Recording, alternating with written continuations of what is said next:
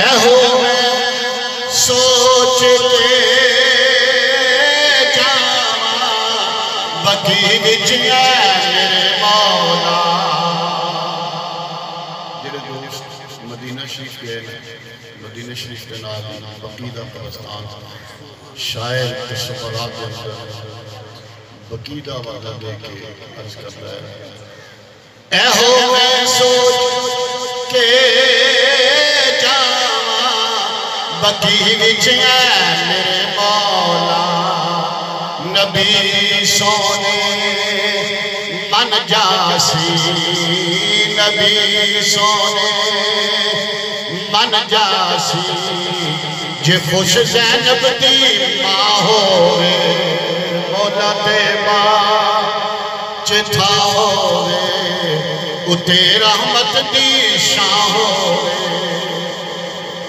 नबी दा खुदा मौला अली दा मुस्तफा मौला। नबी दा खुदा मौला अली दा मुस्तफा मौला।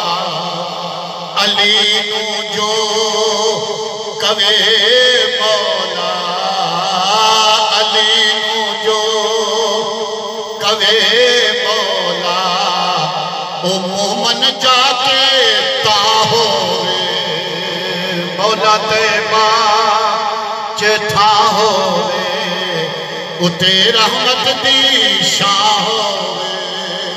दुआ मंगो खुदा कोलो सारे यारो रो के दुआ मंगो खुदा कोलो सारे यारो रो के दिन महशर नसीबां विच दिन महशर नसीबां विच लिवाए हमदी शां होवे मौला ते मां चिथा होवे। दुआ मंगो खुदा कोलो सारे यारो रो के दुआ मंगो खुदा कोलो सारे यारो रो के दिन महशर नसीबां विच दिन महशर नसीबां विच लिवाए हमदी शां होवे मौला ते मां चिठा होवे उते रहमत दी शां होवे। जिन्हें दिल विच जगा दी मुहब्बत अपने आका दी। ये मेरा अपना लिखा हुआ बस सब कलाम जो मैं अल्हम्दुलिल्लाह मैंने कुछ 70 के करीब हुजूर की नातें लिखी है। ये मेरा अपना लिखा हुआ कलाम।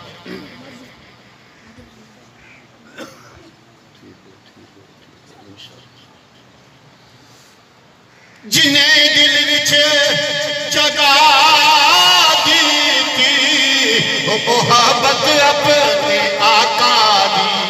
जी हज़रत साहब बयान फरमा रहे थे कि हुजूर नाल मोहब्बत करो हुजूर दी जिंदगी ते अमल करो जरा हुजूर नाल मोहब्बत करे। जिन्हें दिल विच जगा दी थी मोहब्बत अपने आका दी उसे बंदे दा दुनिया ते उसे बंदे दा दुनिया ते लतीफ जिंदा ना हो मौला ते मां चिठा होवे उते रहमत दी शां होवे। करा दीदार रोज़े दा ते नित ताला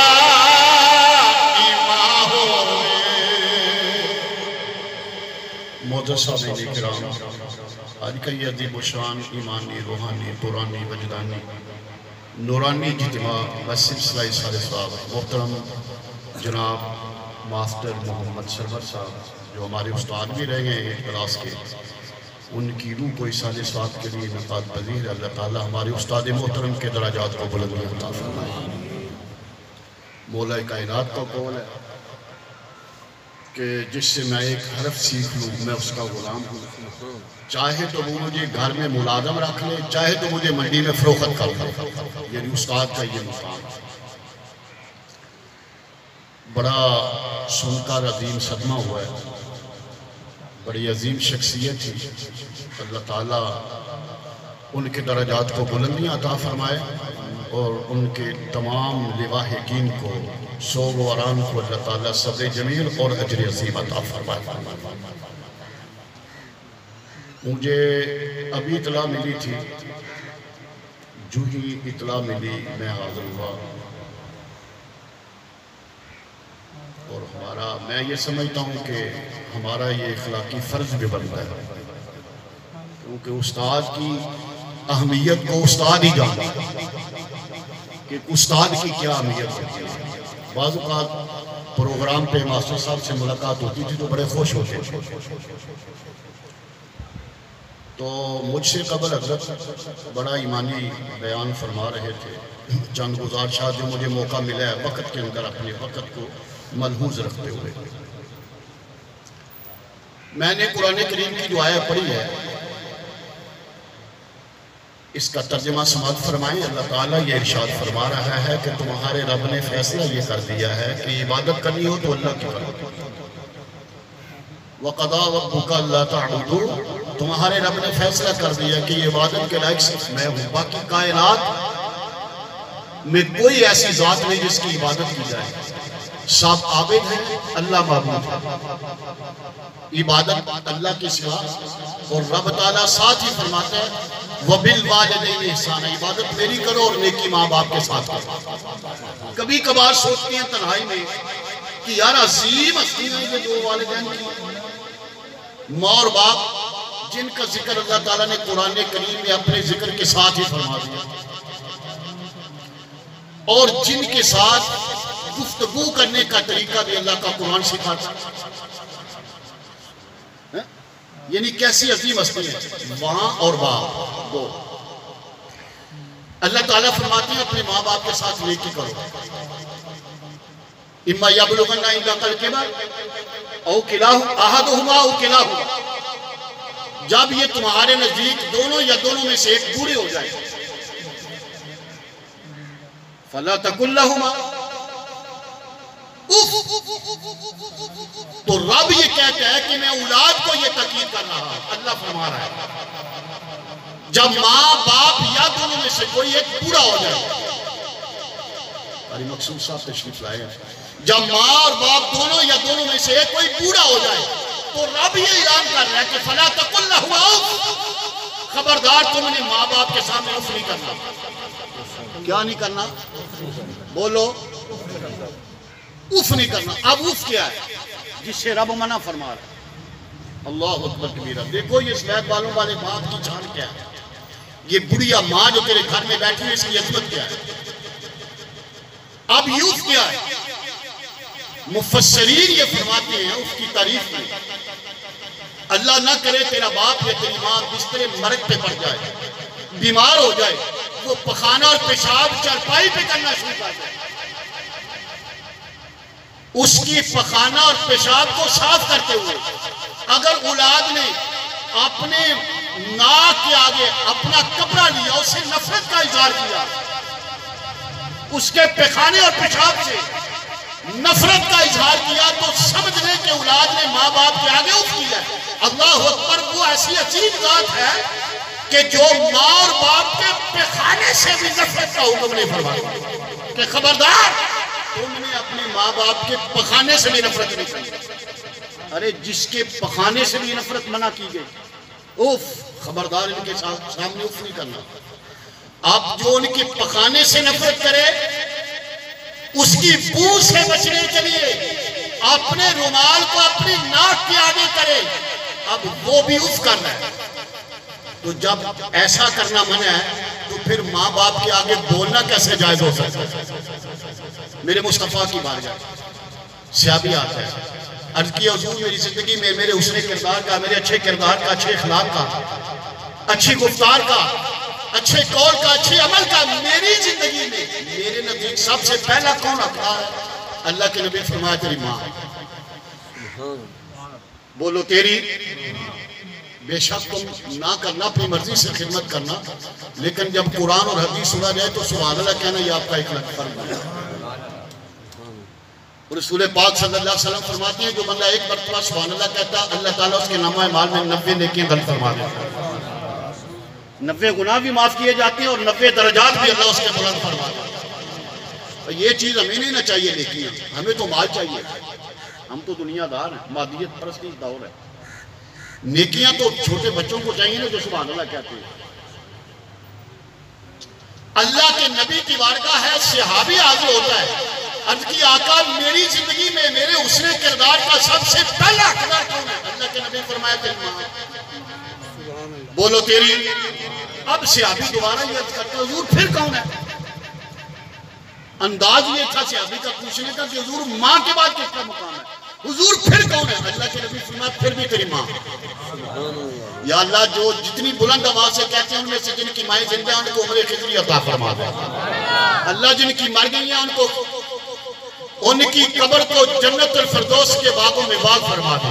हुजूर की बारगाह में सहाबी अर्ज करता है हुजूर मेरे हुस्न किरदार का, मेरे अच्छे कौल का, मेरे अच्छे अमल का, मेरे अच्छे फेल का मेरी जिंदगी में सबसे पहला हकदार कौन है? अल्लाह के नबी फरमाया तेरी मां। हुजूर फिर कौन? फरमाया फिर भी तेरी मां। हाय हाय, वो मुस्तफा करीम फरमा रहे हैं जिनकी सदाकत की गवाही अल्लाह का कुरान देता है। इन हुवा इल्ला वह्यु यूहा। ये मुस्तफा जब भी बोलते हैं अल्लाह की मर्जी से बोलते हैं। मुस्तफा अपनी मर्जी से, नबी वो होता ही नहीं जो मर्जी से बात करे। नबी खुदा की मर्जी से बोलता है। नबी का एक एक कौल खुदा का कौल होता है, उसका फरमान होता है। मुस्तफा करीम की बारगाह में सहाबी अर्ज करता है आका मेरी जिंदगी में मेरे हुस्न किरदार का सबसे पहला हकदार कौन है? कायनात में जितने रिश्ते हैं इंसानियत के, मास्टर जी दुनिया में जितने रिश्ते हैं, बीवी का रिश्ता है, बहन का रिश्ता है, भाई का रिश्ता है, माँ बाप का रिश्ता है, चाचा का रिश्ता है, जितने रिश्ते कायनात में है, मुस्तफा करीम फरमाया सबसे पहले तेरे हुस्न किरदार का हकदार जो है वो तेरी माँ है। हुजूर फिर कौन? फरमाया फिर भी तेरी माँ। अब सहाबी तो पूछता जा रहा है, मसला तो नहीं हल हो रहा। मसला तो तब हल होगा ना जब हुजूर आगे चलेंगे। क्यों जी? अंदाज ये था सहाबी का। फिर तीसरी मरतबा सहाबी अर्ज करता है आका फिर कौन है? अल्लाह के नबी फरमाया फिर भी तेरी माँ। हाय हाय, तीसरी मरतबा फिर हुजूर फरमाया तेरी माँ। हुजूर मेरे किरदार का, अच्छे अखलाक का पहला हकदार कौन? फरमाया तेरी माँ। हुजूर फिर कौन? फरमाया फिर भी माँ। हुजूर फिर कौन? फरमाया फिर माँ। चौथी मरतबा सिर्फ सहाबी ने अर्ज की हुजूर फिर कौन? अल्लाह के नबी फरमाया वो तेरा बाप है। ये दो अजीम हस्तियां, सबसे पहला माँ और फिर बाप का। और ये दोनों हमारे लिए कम नहीं। जैसे अल्लाह ताला कुरान अजीम फरमाता है कि सारे नबी रसूल मेरे हैं, लेकिन तुम्हें मैं इजाजत नहीं देता। मैंने किसी को ज़बीहुल्लाह बना दिया, किसी को कलीमुल्लाह बना दिया, किसी को रूहुल्लाह बना दिया, लेकिन तुम्हें इजाजत नहीं देता। ये सारे मेरे नबी हैं, मैं जैसे चाहूं करूं, तुम किसी में तफरीक न डालो। ला नुफर्रिकु बैना अहदिन मिन रुसुली, ना तफरीक डालना, तुम सबकी इज्जत व तौकीर करना। हमारे मजहब में किसी एक नबी की तौहीन दायरे इस्लाम से खर्च कर दे। सारे नबी अजमत वाले, माँ भी अजमत वाली है, बाप भी शान वाला है। माँ माँ है, बाप बाप है। रसूल पाक सल्लल्लाहु अलैहि वसल्लम के गुलामों इनकी इज्जत करो, खिदमत करो। ये जिंदा है तो इनकी खिदमत करो, अच्छा अमल करो, इनके साथ अच्छाई करो। इनकी अजमत ये है, रसूल कायनात सल्लल्लाहु अलैहि वसल्लम फरमाते हैं कि तुम्हारे वालिदैन तुम्हारे लिए जहन्नम है, तुम्हारे वालिदैन तुम्हारे लिए जहन्नम है, तुम्हारे वालिदैन तुम्हारे लिए जन्नत है। हुजूर ये कैसे? वालिदैन जहन्नम, वालिदैन जन्नत। मेरे मुस्तफा करीम फरमाया अगर तुम वालिदैन के साथ हुस्न के सलूक ना करोगे, उनकी इज्जत और खिदमत और तौकीर ना करोगे तो तुम जहन्नमी बन जाओगे। अगर उनकी इज्जत करोगे तो रब तुम्हें जन्नत अता फरमाएगा। फिर एक एक हदीस पाक में आता है जिसके लफ्ज़, जिसका मफहूम ये है, हुजूर कायनात सल्लल्लाहु अलैहि वसल्लम फरमाती हैं अल्लाह ताला ने अपनी रज़ा वालिदैन की रज़ा में रखी है। अगर कोई बंदा ये चाहे कि मैं खुदा को राजी करूं तो उसे चाहिए कि वो अपने माँ बाप को राजी करे। ये हाजी आ रहे हैं, आज का मौसम है, हाजी आज से वापस आ रहे हैं। अल्लाह करे अल्लाह तुम्हें भी हाजी जैसी अजीम दौलत अता फरमाए। आप किसी हाजी से मिले, उसको मुबारकबाद दी, वो खैर मुबारक कहेगा और फिर कहेगा हजरत दुआ करें अल्लाह कबूल फरमा ले। 40 दिन का चिल्ला काट के आने वाला हाजी, मेहनत और मुशक्कत करके आने वाला हाजी, 5-7 रुपया लाख रुपया खर्च करके आने वाला हाजी, सफा बाबा की दौड़े लगा कर आने वाला हाजी, खाना काबा की साई करके आने वाला साई, खाने काबे का तवाफ करके आने वाला हाजी, और कुर्बानी करके आने वाला हाजी, 5 घंटे जाते हुए 5 घंटे आते हुए हवा में उड़कर आने वाला हाजी, पाकिस्तान में जब आता है तो हजरत से फिर हज की कबूलियत की दुआ करवा रहा।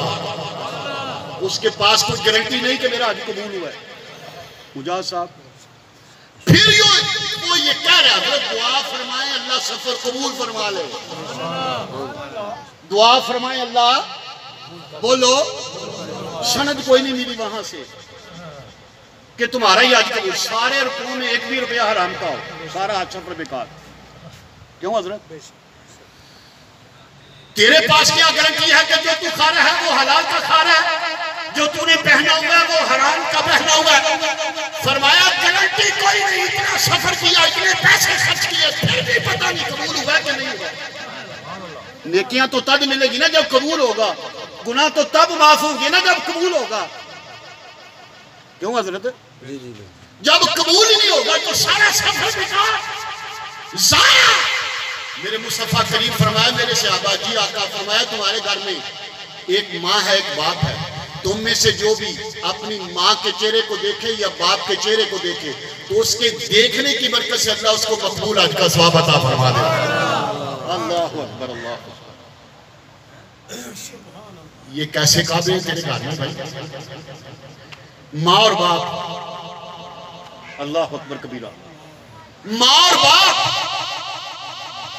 अरे उसकी नजर जाया जा सकती है, उसको देखना जाया जा सकता है, न जाने कबूल हुआ कि ना हुआ। मुस्तफा करीम ने गारंटी दे दी, 2 काबे तेरे घर में है, एक माँ की शक्ल में है, दूसरा बाप की शक्ल में है, दोनों में से जिसको भी देखेगा रब तुझे मकबूल हज का सवाब अता फरमाएगा। कितने हज का? एक हज का, मकबूल हज का, जो एक मर्तबा देखे, बूढ़े बाप के सफेद बालों को देखे, शर्त ये लगाई कि मोहब्बत से त्यूड़ी चढ़ा के भी देखे, गुस्से से नहीं देखना दे के चेहरे को। फरमाया माँ के चेहरे को देख या बाप के चेहरे को, अरे सफेद बालों वाले बाप की ज़ियारत करे तो मुस्तफा गारंटी देते हैं, है देखने वाले बाप के चेहरे को अल्लाह ने तुझे मकबूल हज का सवाब अता फरमा दिया। शाबी अर्ज करते हैं हुजूर अगर कोई बंदा 2 मर्तबा देखे तो, हाय हाय हाय। शाबी अर्ज करते हैं हुजूर अगर कोई बंदा बाप के चेहरे को 2 मर्तबा देखे तो मेरे मुस्तफा करीम फरमाया अल्लाह के खजानों में कमी नहीं, कोई 100 मर्तबा भी देखेगा तो अल्लाह 100 ही मकबूल हज का सवाब अता फरमाएगा। मैं गारंटी से कहता हूं ना कोई ऐसा बंदा हुआ है ना होगा क़यामत तक जिस बंदे ने 100 हज किए। क्यों जी? हो सकता है? कोई नहीं हो सकता ऐसा। कोई बड़ा लहाज होगा तो उसने 4 हज किए होंगे, वो से बड़ा होगा तो 5 कर लेगा। क्यों लम्हा साहब? 100 हज तो आपने आप में से किसी ने सुना है कि फला बंदे ने 100 हज किए? अब तो कर भी नहीं सकता, उम्र ही नहीं है इतनी। 100 साल उम्र हो तो फिर हर साल पहले साल भी हो जाएगा तो फिर 100 हज होगा। 100 हज हो ही नहीं सकता।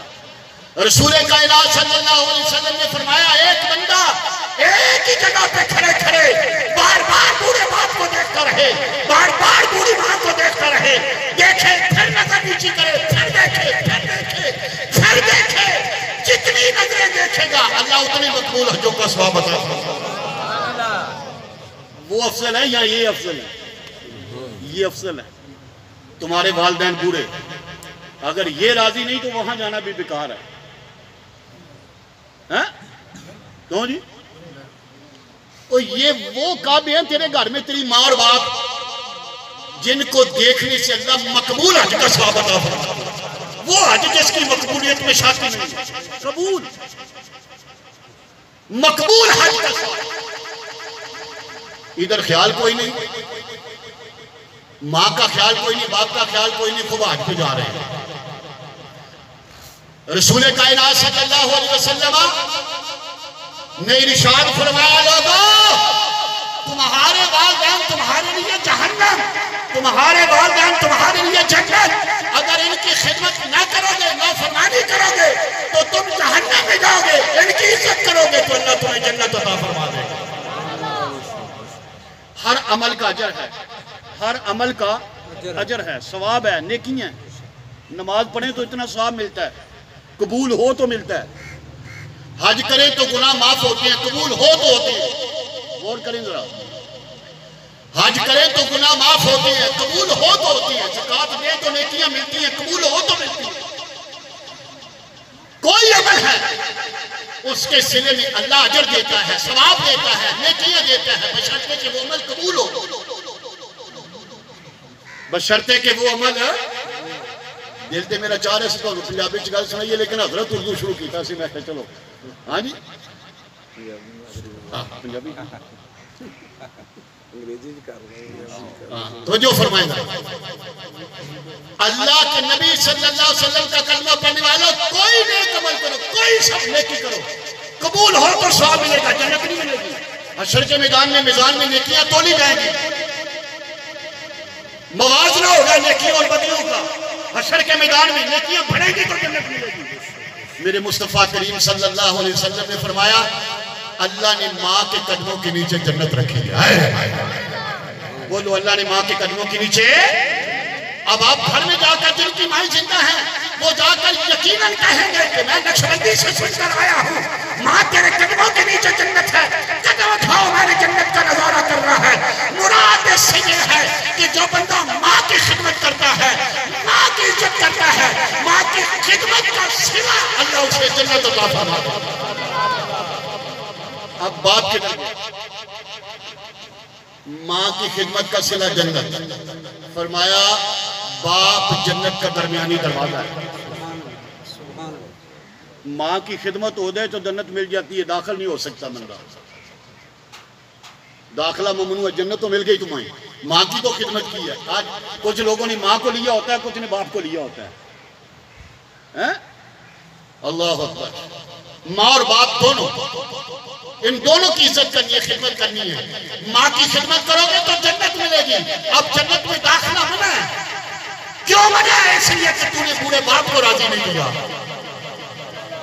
अगर जन्नत में दाखिल होना है तो फिर बाप की भी खिदमत करना पड़ेगा।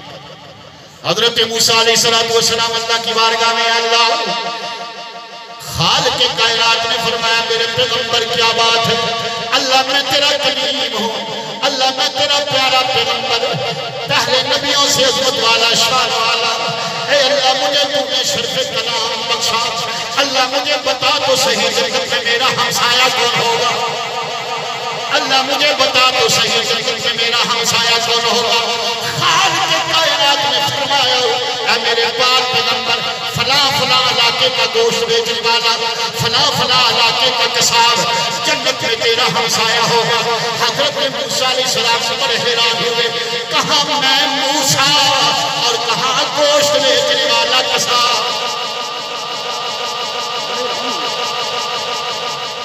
कि ये मामला, मैं कलीमुल्लाह हूँ, अल्लाह का पैगंबर हूँ, अल्लाह का लाडला हूँ, अपने से पहले नबियों का सरदार हूँ, और वो एक गोश्त बेचने वाला किसाई जो जन्नत में मेरा हम पल्ला होगा। मूसा अलैहिस्सलाम के दिल में ज़ौक़ और शौक़ ये पैदा हुआ, यार मैं देखूं तो सही, मैं देखूं तो सही कि वो बंदा अमल क्या करता है यार, जिसकी वजह से अल्लाह ने उसे ये मुकाम अता फरमा दिया। अल्लाह से एड्रेस पता लिया, वहां चले गए, उस कसाब की दुकान पे जाते हैं, जाके देखा कसाब गोश्त फरोख्त कर रहा है, बैठ जाते हैं वहां। मूसा अलैहिस्सलाम, अल्लाहु अकबर कबीरा, मूसा अलैहिस्सलाम वहां तशरीफ फरमा हुए। सारा दिन कसाब गोश्त बेचता रहा, ना कोई नमाज, ना सजदा, ना क़याम, ना रुकू, ना कोई तिलावत, कोई जिक्र व अज़कार। मूसा अलैहिस्सलाम ने सोचा हो सकता है कोई रात को अल्लाह अल्लाह करता हो, सारा दिन काम काज करता हो, रात को अल्लाह अल्लाह करता हो, चलो आज रात में इनके मेहमान बन जाते हैं। शाम का वक्त हुआ, मूसा अलैहिस्सलाम ने थोड़ा सा गोश्त, उसके साथ में थोड़ा सा गोश्त साथ लिया। मूसा अलैहिस्सलाम भी चल पड़े उसके साथ साथ। वो कसाब घर जाता है, जाके उसने गोश्त को तैयार किया। फिर उसके घर में एक बुढ़िया माई थी, उसके पास आते हैं, हाथ से चम्मच के साथ उसके मुंह में उसकी लकड़ी डालते हैं, गोश्त का लाभ डालते हैं। मूसा अलैहिस्सलाम फरमाते हैं मैंने देखा अम्मा के होंठ हिल रहे हैं, अम्मा के होंठ हरकत कर रहे हैं। मैंने करीब जाकर देखा तो माई दुआ कर रही थी, अल्लाह मेरा बेटा मेरा बड़ा फरमाबरदार है, अल्लाह मेरा बेटा बड़ा ताबेदार है, अल्लाह बड़ा फरमाबरदार है, अल्लाह मेरी बड़ी खिदमत करने वाला है, अल्लाह मेरी बड़ी